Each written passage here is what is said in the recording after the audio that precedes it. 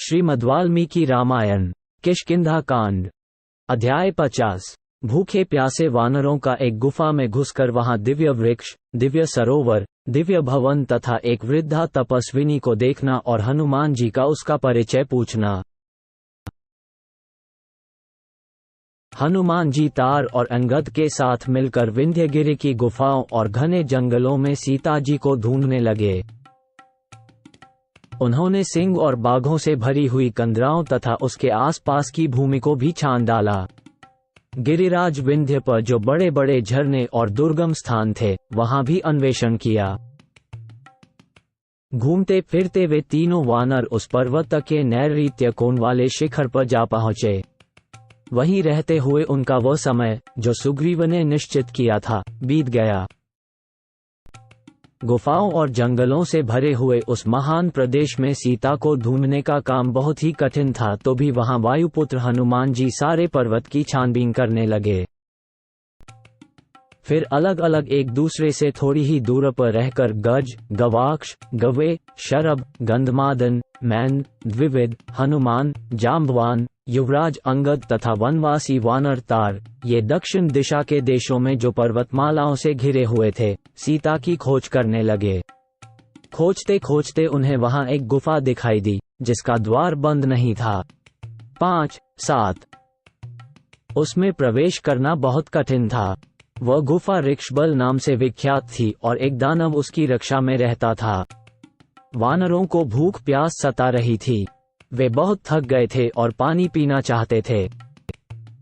अतः लता और वृक्षों से आच्छादित विशाल गुफा की ओर वे देखने लगे। इतने में उसके भीतर से क्रौंच, हंस, सारस तथा जल से भीगे हुए चक्रवाक पक्षी, जिनके अंग कमलों के पराग से रक्तवर्ण के हो रहे थे, बाहर निकले। तब उस सुगंधित एवं दुर्लिंघ्य गुफा के पास जाकर उन सभी श्रेष्ठ वानरों का मन आश्चर्य से चकित हो उठा। उस बिल के अंदर उन्हें जल होने का संदेह हुआ। वे महाबली और तेजस्वी वानर बड़े हर्ष में भरकर उस गुफा के पास आए, जो नाना प्रकार के जंतुओं से भरी हुई तथा दैत्यराजों के निवास स्थान पाताल के समान भयंकर प्रतीत होती थी। वो इतनी भयानक थी कि उसकी ओर देखना कठिन जान पड़ता था। उसके भीतर घुसना सर्वथा कष्ट साध्य था। उस समय पर्वत शिखर के समान प्रतीत होने वाले पवन पुत्र हनुमान जी, जो दुर्गम वन के ज्ञाता थे, उन घोर वानरों से बोले, बंधुओं, दक्षिण दिशा के देश प्रायः पर्वतमालाओं से घिरे हुए हैं। इनमें मिथिलेश कुमारी सीता को खोजते खोजते हम सब लोग बहुत थक गए, किंतु कहीं भी हमें उनके दर्शन नहीं हुए। सामने की इस गुफा से हंस, क्रौंच, सारस और जल से भीगे हुए चकवे सब ओर निकल रहे हैं। अतः निश्चय ही इसमें पानी का कुआं अथवा और कोई जलाशय होना चाहिए। तभी इस गुफा के द्वारवर्ती वृक्ष हरे भरे हैं। हनुमान जी के ऐसा कहने पर वे सभी वानर अंधकार से भरी हुई गुफा में, जहां चंद्रमा और सूर्य की किरणें भी नहीं पहुंच पाती थीं, घुस गए। भीतर जाकर उन्होंने देखा, वह गुफा रोंगटे खड़े कर देने वाली थी। उस बिल से निकलते हुए उन सिंहों, मृगों और पक्षियों को देखकर वे श्रेष्ठ वानर अंधकार से आच्छादित हुई उस गुफा में प्रवेश करने लगे। उनकी दृष्टि कहीं अटकती नहीं थी। उनका तेज और पराक्रम भी अवरुद्ध नहीं होता था। उनकी गति वायु के समान थी। अंधकार में भी उनकी दृष्टि काम कर रही थी। वे श्रेष्ठ वानर उस बिल में वेगपूर्वक घुस गए। भीतर जाकर उन्होंने देखा, वह स्थान बहुत ही उत्तम, प्रकाशमान और मनोहर था। नाना प्रकार के वृक्षों से भरी हुई उस भयंकर गुफा में वे एक योजन तक एक दूसरे को पकड़े हुए गए। प्यास के मारे उनकी चेतना लुप्त सी हो रही थी। वे जल पीने के लिए उत्सुक होकर घबरा गए थे और कुछ काल तक आलस्य रहित हो उस बिल में लगातार आगे बढ़ते गए।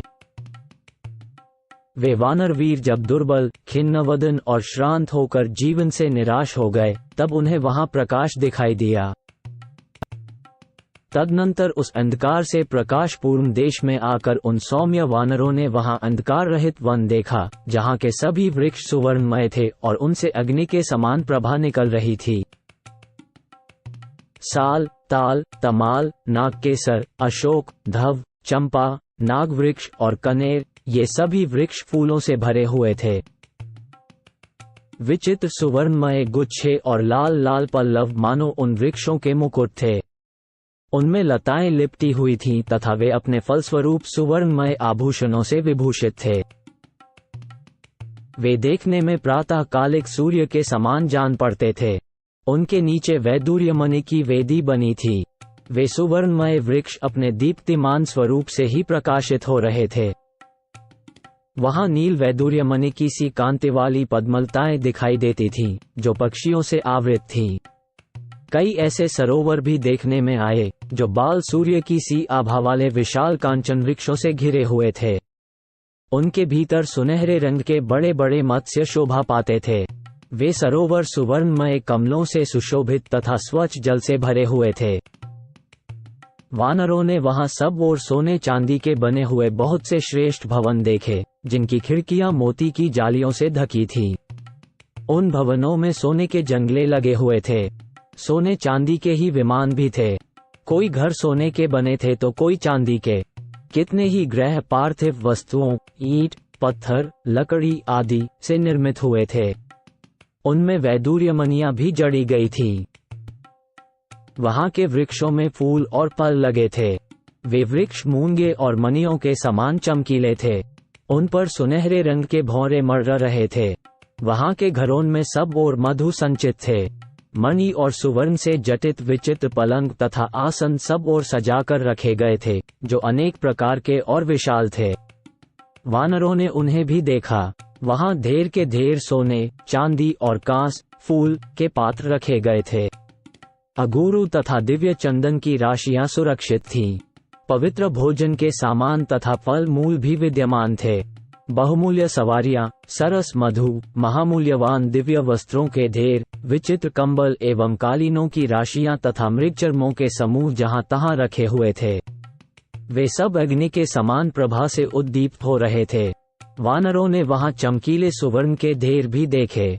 32-37 उस गुफा में जहां तहां खोज करते हुए उन महातेजस्वी शूरवीर वानरों ने थोड़ी ही दूर पर किसी स्त्री को भी देखा, जो वल्कल और काला मृग चर्म पहनकर नियमित आहार करती तपस्या में संलग्न थी और अपने तेज से दीप रही थी। वानरों ने वहां उसे बड़े ध्यान से देखा और आश्चर्यचकित होकर सब ओर खड़े रहे। उस समय हनुमान जी ने उससे पूछा, देवी, तुम कौन हो और यह किसकी गुफा है? पर्वत के समान विशालकाय हनुमान जी ने हाथ जोड़कर उस वृद्धा तपस्विनी को प्रणाम किया और पूछा, देवी, तुम कौन हो? ये गुफा, ये भवन तथा ये रत्न किसके हैं? ये हमें बताओ।